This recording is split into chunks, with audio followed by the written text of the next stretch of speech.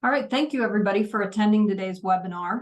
My name is Katie Oswald. I'm the marketing director at Tucker Arnsberg PC here in Pittsburgh, PA, and I'm going to be moderating today's webinar. We're really looking forward to the panel discussion titled Best Practices for Selling Your Veterinary Practice. We thought this webinar was timely because veterinary practice sales are gaining traction and attention in today's market.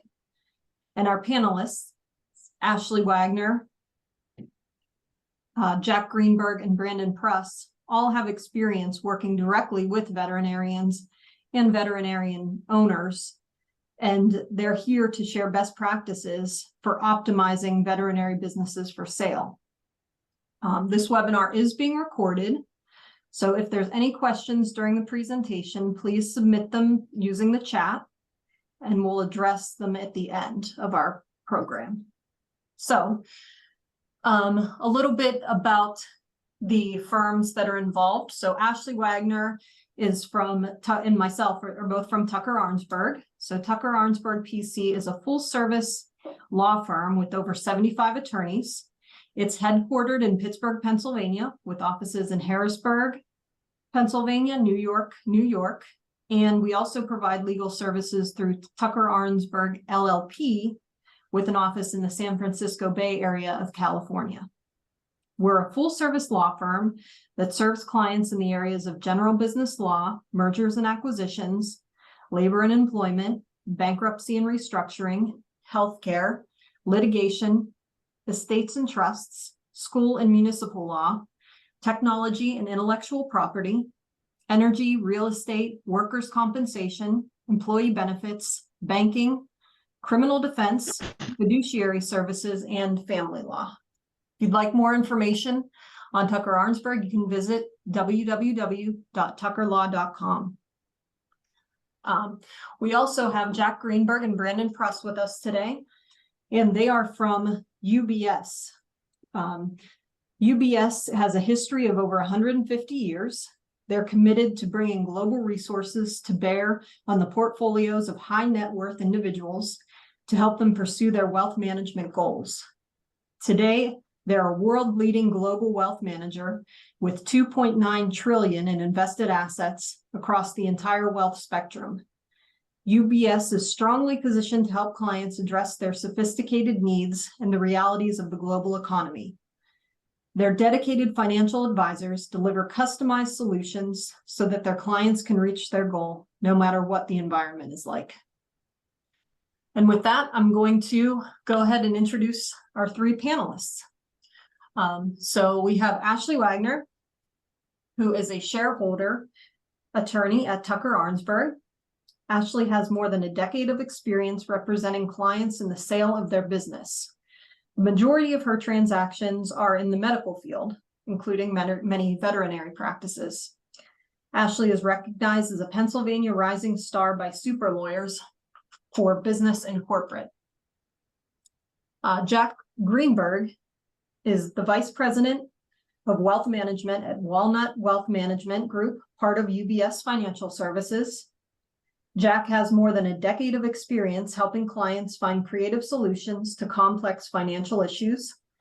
Jack is a certified exit planning advisor and earned the Certified Financial Planner designation after completing an intensive educational program. And last but not least, we have Brandon Pruss. Brandon joined UBS Financial Services in January of 2022. But has been in the financial services industry for over 20 years. He recently achieved the Certified Exit Planning Advisor designation, and he's looking forward to combining his retirement and estate planning knowledge with this designation in order to help business owners maximize the value of their business. All right, so with that, let's get into our first topic. So a topic that I think is likely on every attendee's mind is, am I ready to sell my practice?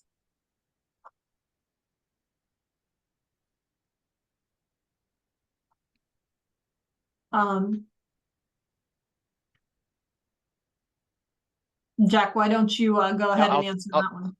Yeah, I'll take this one. Well, first off, thank you so much, Katie, for hosting us today, and it's really a great opportunity to be able to speak on this timely topic, and to be with you, Ashley, and Brandon.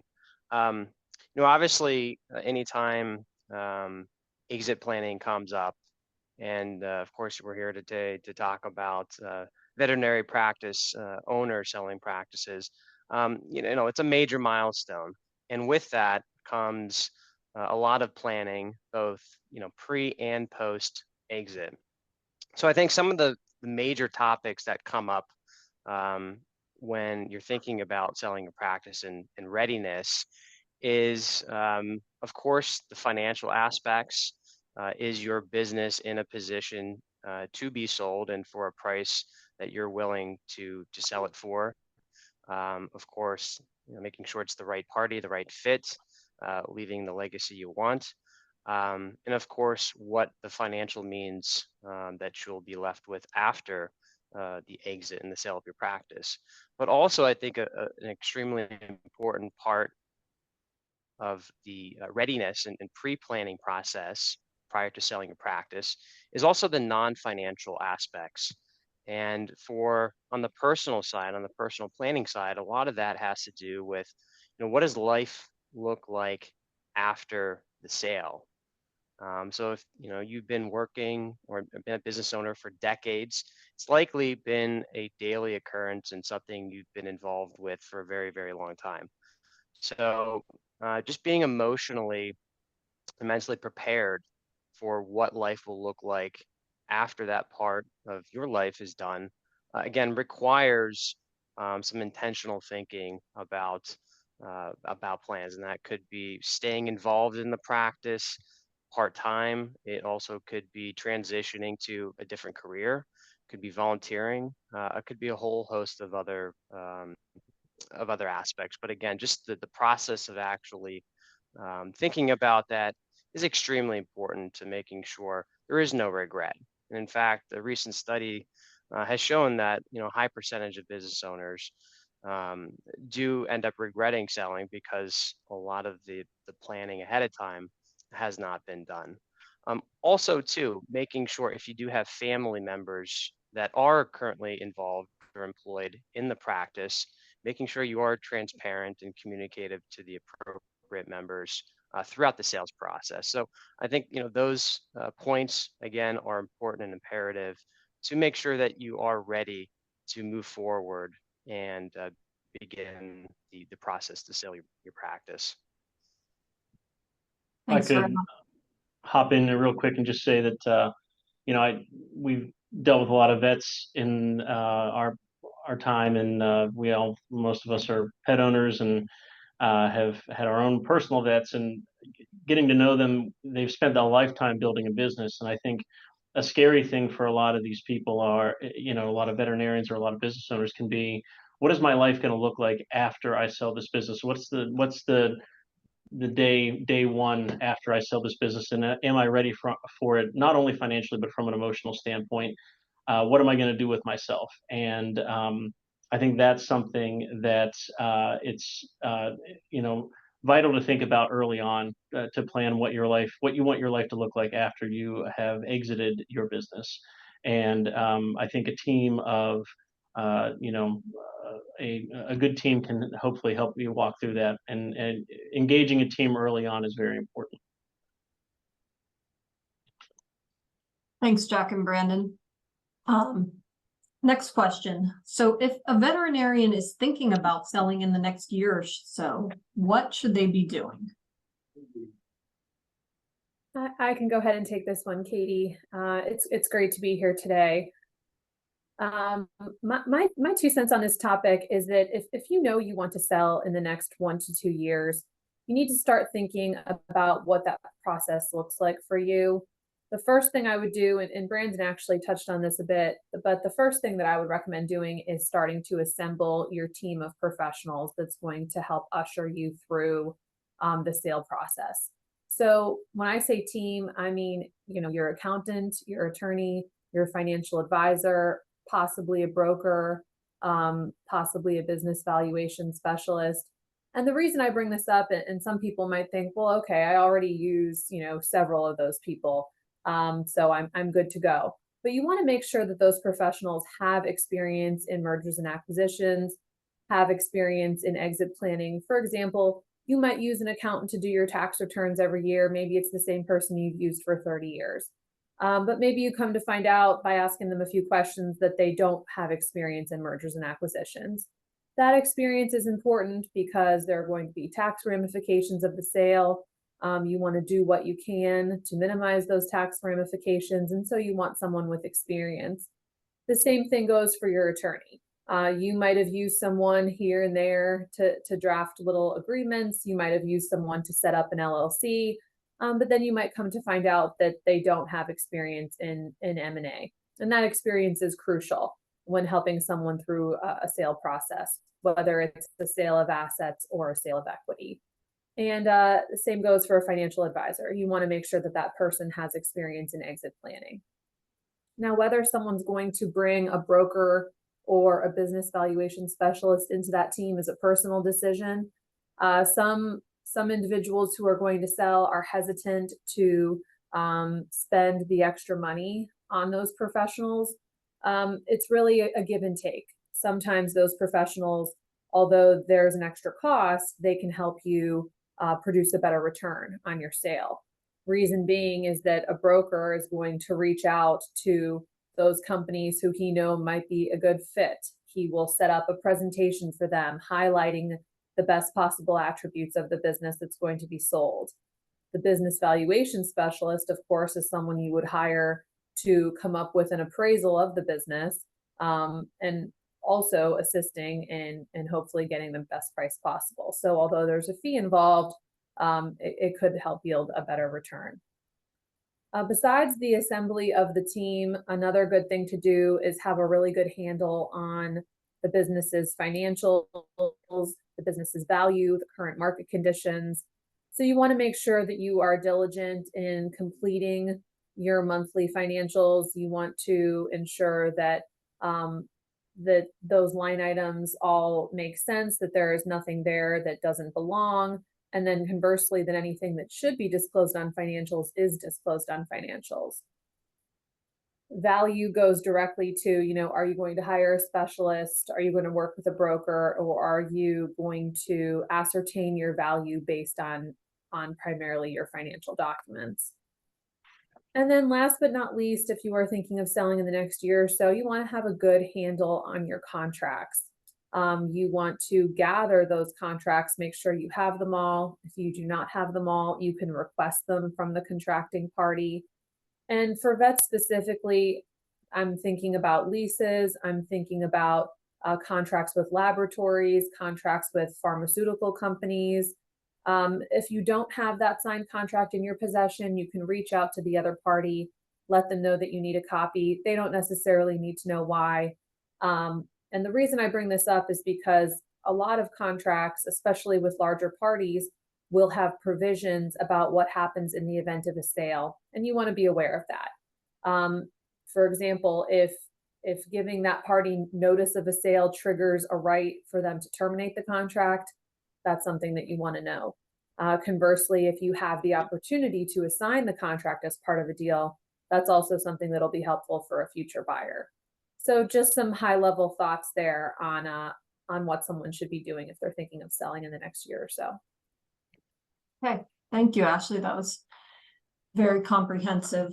The next question is another consideration once you've made the decision to pursue a sale is what kind of financial planning should someone have in place? I think I can take that one, Katie. I would say that the financial planning piece is paramount to achieving your goals in retirement and making sure that getting the value out of your practice will allow you to fund your retirement in the way that you want to fund it. Retirement looks different for a lot of different people, and I think everybody's situation is unique. What do you want to do when you retire? What do you want to do when you sell your practice? Do you want to start another business? Do you want to travel the world? Do you want to spend more time with family?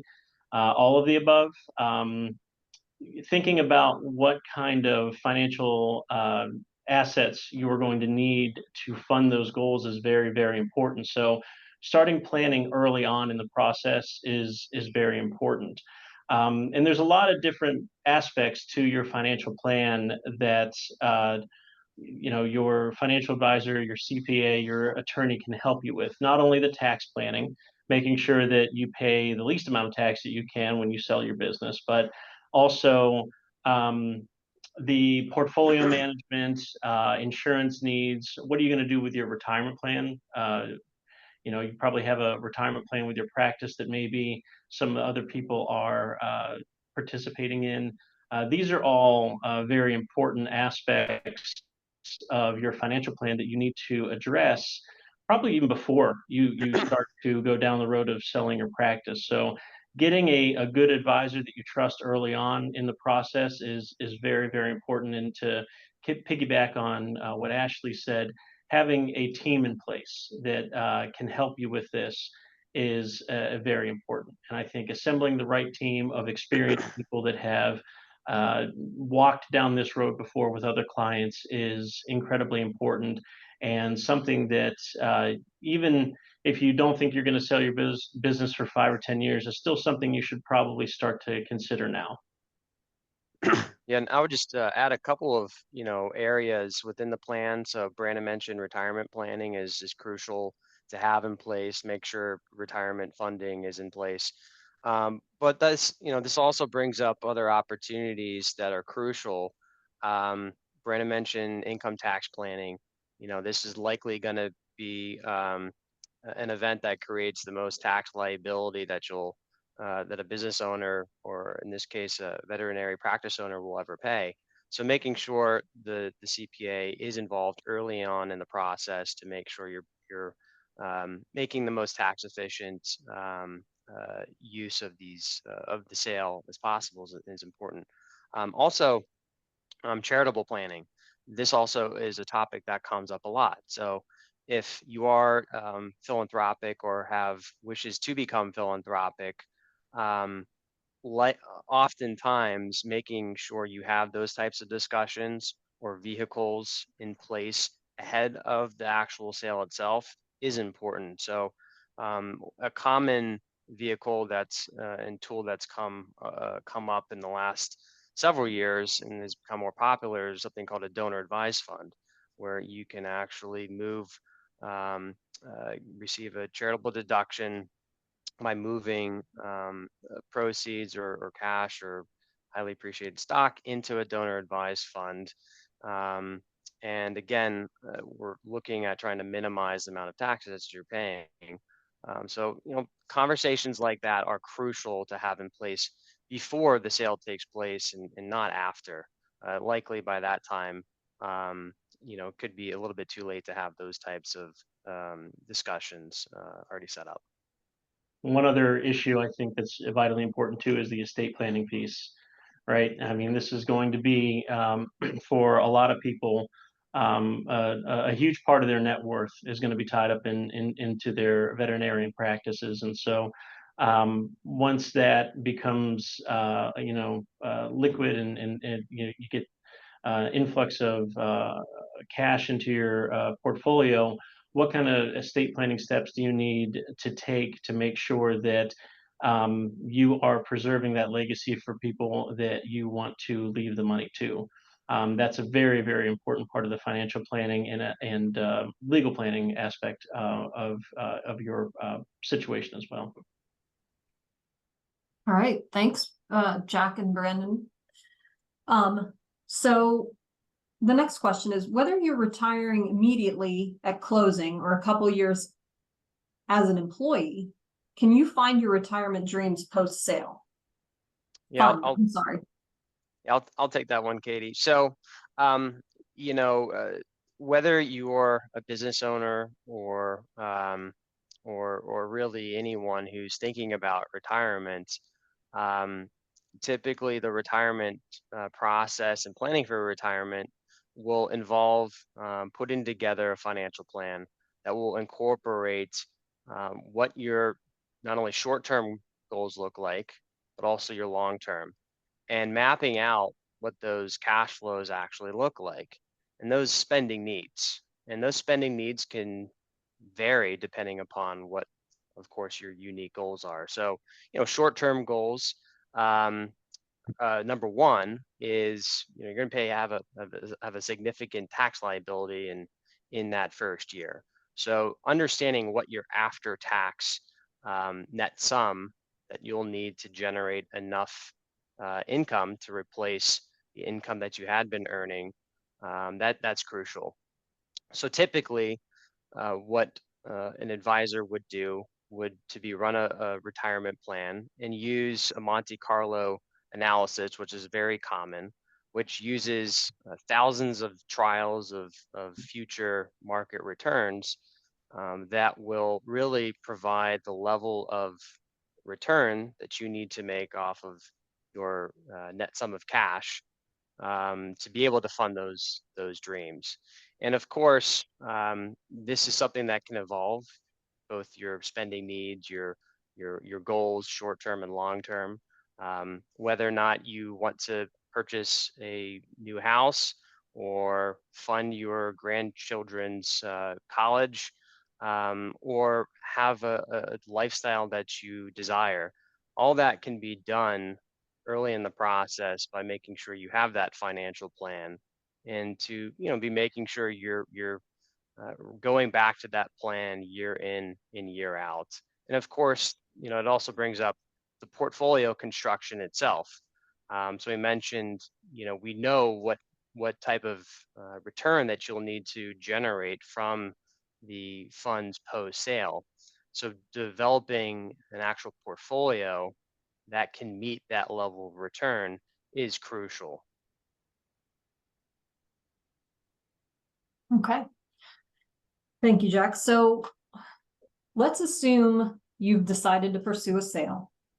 You've assembled your team, and the financial planning has begun. Now, how can you get the best price for your practice? I'll take this one. Thank you, Katie. A couple things you can do to ensure you're getting the best price. One of them is to be organized. I touched on this a bit when I spoke previously, but you want to make sure that you've got your last 3 years of financials and your year-to-date financials ready to go. You want to ensure that you have your contracts in place, the appropriate insurance in place. You want to just really, you want to present an organized picture to a potential buyer. It makes buyers nervous if you're handing them a box of unorganized papers. It makes them nervous if you haven't had the proper insurance over the last couple of years. So you really want to take a good hard look at your books and make sure that you are organized.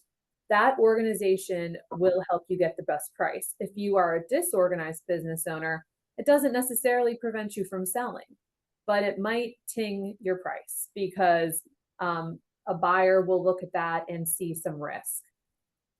You also want to gather some market knowledge. So talk to other people who are in your profession. Many veterinarians are part of an association. Maybe they go to conferences a couple times a year. Talk to others in your circle. Find out who is pursuing them. Find out who your potential buyers are. Get a sense of how active the market is. That knowledge will shepherd you through your pursuit of the right buyer. And then you want to be smart about using your professionals. I touched on this previously, but if you are going to use a broker, if you are going to use a business valuation specialist, this is really the time to engage them and start using them to the best of their ability to help you get the best price. Okay. So let's say your efforts are paying off and you're approached by a potential buyer. What should someone do next? That's a great question, and probably something on everyone's mind. If you're approached, you want to hear them out, take in all the information, make no promises, but you want to hear everything that they are saying. And then you want to research that potential buyer. Read everything you can about them on the internet. You can ask them for references of people whose businesses they've already purchased. speak to those people about how the process was. Of course, assuming you're not breaching any confidentiality agreements that they have in place, but more often than not, buyers are willing to let you speak to someone that they have worked with previously. And if that sale was a successful sale with, good feelings all around, a lot of times that they are willing to have an open dialogue there. And again, talk to the people in your circle and find out what this buyer is like and what life after sale would be like with this buyer. Of course, if you have not already engaged your professionals, this is the time to do so. So if you've interviewed, if you're happy with your perspectives, you want to go ahead and retain them at this point. If you're approached by a buyer and it's moving quickly, you may get handed what's called a letter of intent, or in short form, an LOI. Don't discount the importance of those LOIs. They lay out the terms of the potential sale. And although an LOI is what is called non-binding, an LOI, once it's agreed to, once those terms are agreed to, a buyer will be unwilling to go back in time and negotiate those terms. So let's say the LOI says that there's a purchase price of $1 million. Well, once that term is agreed to and you're past the LOI stage working on the documents, most buyers will be very unwilling to go back in time and negotiate for, let's say, 1.2 million. Because in their minds, even though the LOI is non-binding, those essential terms of the deal have already been negotiated, and both parties are moving forward on the understanding that those terms will prevail. So I always tell people, attempt to engage your professionals, be working with your professionals pre-LOI. It will only be advantageous to the seller to get the best possible deal. Okay. So a lot of the veterinarians that we've dealt with own their own real estate where their practice is located. What happens in that instance? This is a great question, and this is something I see all the time. It's very common in the veterinary practice to own your own space. And I think that's because of the unique build out, right? It's not a typical build out.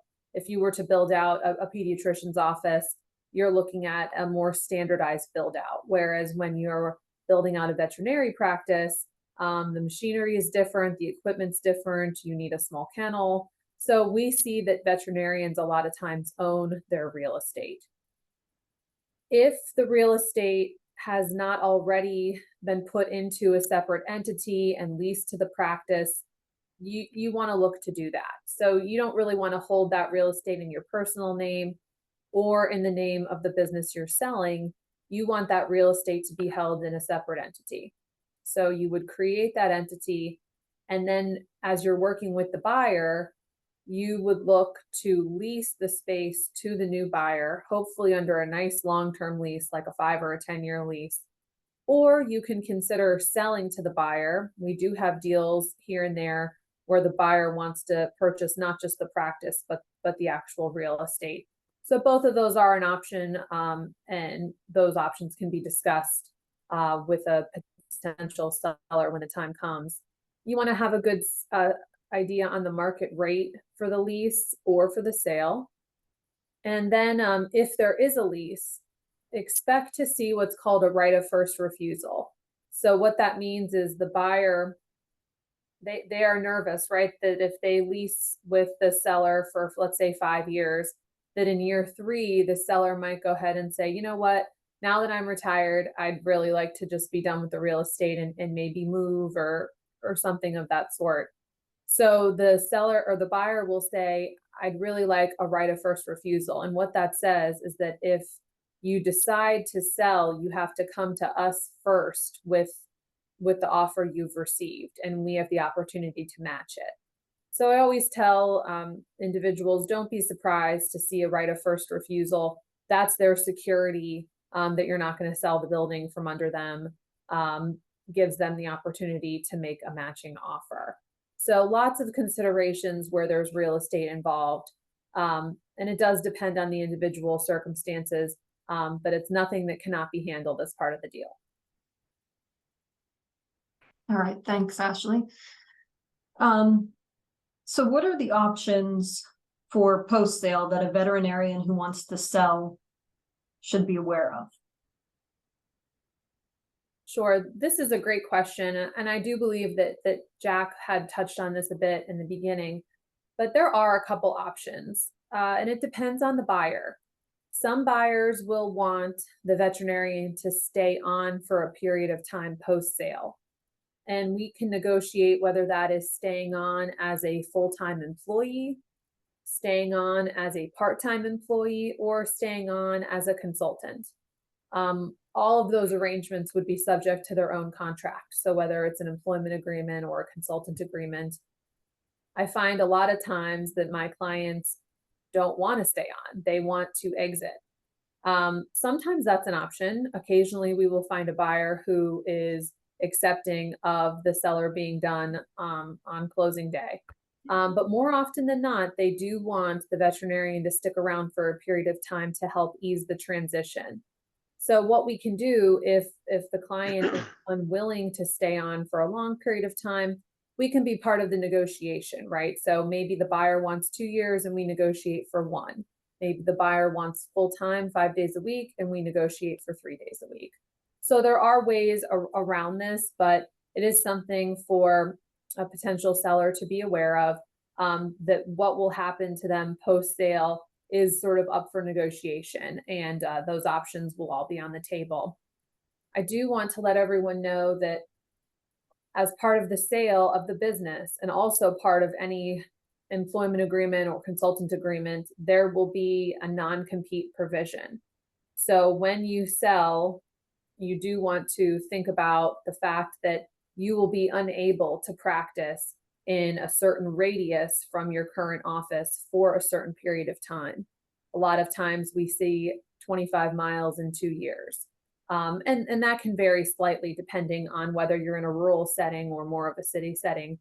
But something to think about. Your life post-sale will be governed for a period of time by a non-compete. So you do want to think about how that's affecting your post-sale plans as well. Okay, so Ashley, based on what you said here, what happens if you have a veterinarian in your practice that does not want to continue the practice post-sale? Will that affect the price or the sales process at all? It could. It could. A buyer will want some flexibility. If a practice owner is upfront that they are done on the closing day, well, then that's something that will be part of the negotiation up front. A buyer either will or won't be interested, and the price could be affected. It's hard to say for sure, but it will absolutely be an essential term that's negotiated from the beginning. As I indicated, most buyers will want to see someone stay on for at least a short period of time to aid in the transition. But of course, we could always attempt to negotiate that from full-time employee down to part-time, or sort of the lowest level would be staying on as a consultant. Okay. So when we make it to the finish line at closing, how much of the sale proceeds should be invested versus kept in cash? I'll take that one. It's going to really depend on the individual. I think the one thing that you absolutely want to keep in mind is that this transaction could conceivably cause a pretty big tax bill, depending on how it's structured. So you want to have the cash on hand to pay your taxes when that comes due. That might be something that some people might not consider sometimes. Outside of that, I think from a basic financial planning standpoint, there are in a very kind of term buckets of money, right? You want your short-term bucket, your mid-term bucket, and your long-term bucket. Stuff that you aren't going to touch for several years, stuff that you aren't going to touch for a couple years, and then the stuff that you're going to need within a year or so. And that situation it looks different for every single individual that we talk to. So you're going to need some cash on hand, like I said, to pay your taxes. So don't go, buying any, investment properties or fancy sports cars the day after your closing. But talk to your financial consultant, talk to your CPA, talk to your attorney, get a good idea of what your tax bill is going to be, and then make sure that you have that on hand so that you can pay that bill. And then after that, it's going to be dependent on the planning. And I would just add, just to give the names to those buckets, that short-term bucket could also be called liquidity.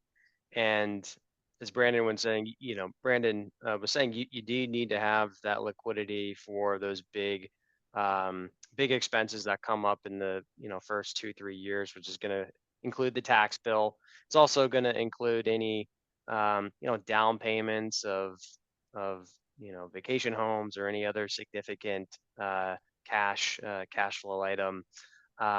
The longevity piece, which would be that medium term bucket, that's really going to be the invested portfolio that's going to drive the retirement income that's going to replace the income from your employment. And that third bucket could be called a legacy bucket, and that could be the portion of your assets that include things like insurance. It could also include some of the more maybe aggressive types of investments that's really geared more towards leaving to your heirs or to charity. So each of those buckets are obviously going to have different levels of risk associated. So that short term, cash equivalents, the medium term bucket, it's going to be more of your again, long-term retirement investment plan. And then the third bucket is going to be a bit more aggressive, just because you have more time before you actually need those assets. Okay.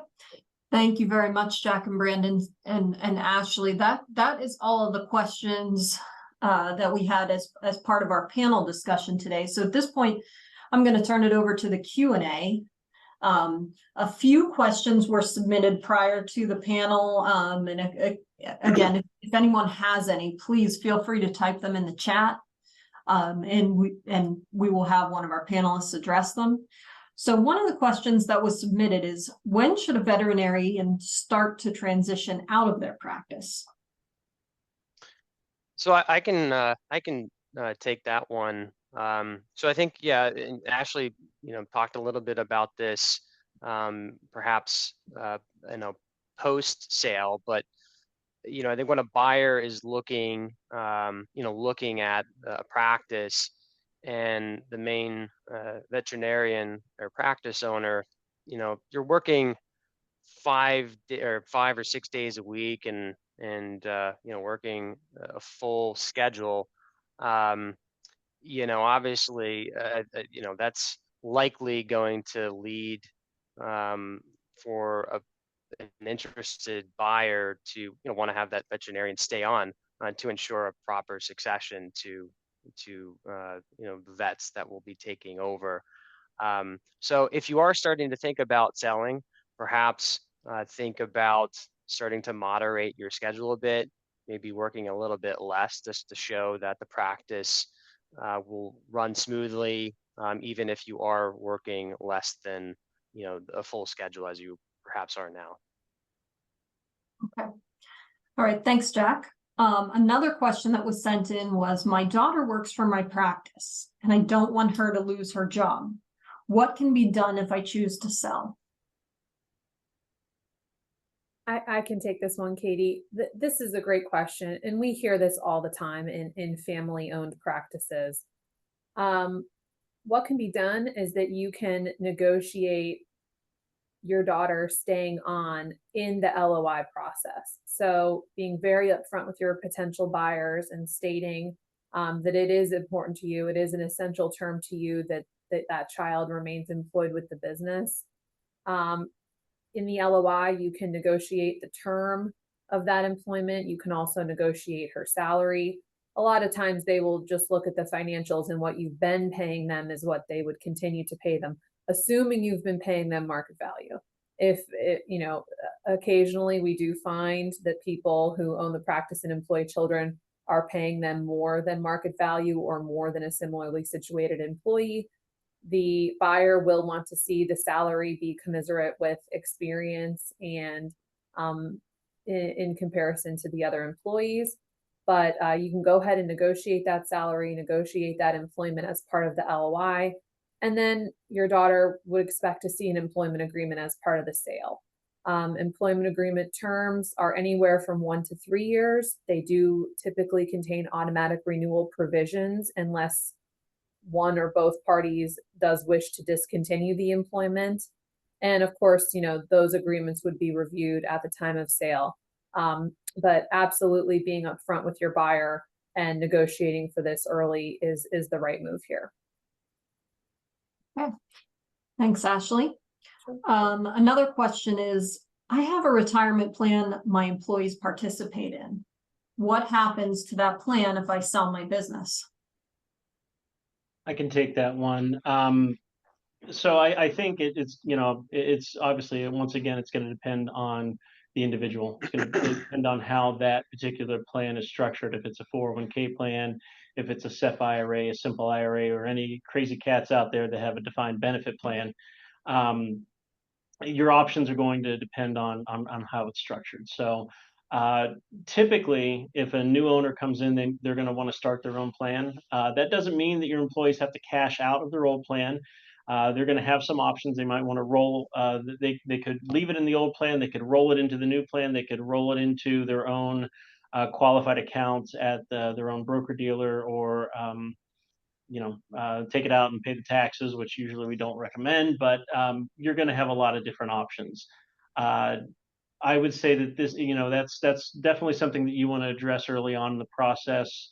For a lot of us, the retirement plans are going to represent a large amount of our assets available to fund our retirement. So you don't want to do anything that's going to cause you an undue tax burden at that time.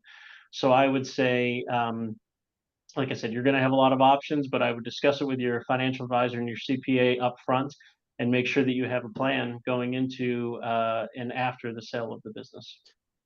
And also too, you may want to, if you do already have the 401k or retirement plan in place, you may be working with a third-party administrator, TPA.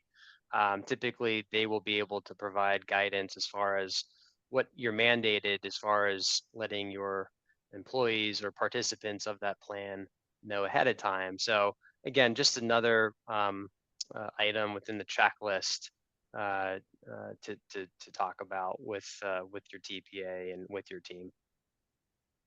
Okay. All right, well, that was all of the questions that were sent in.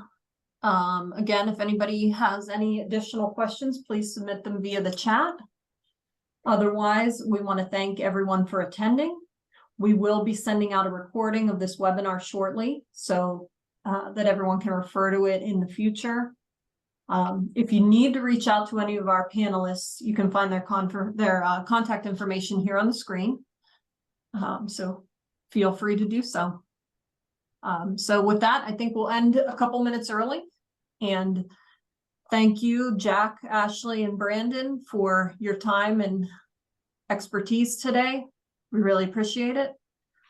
And enjoy the rest of your Thursday. Thank you, guys. Thank you, everyone. Thank you.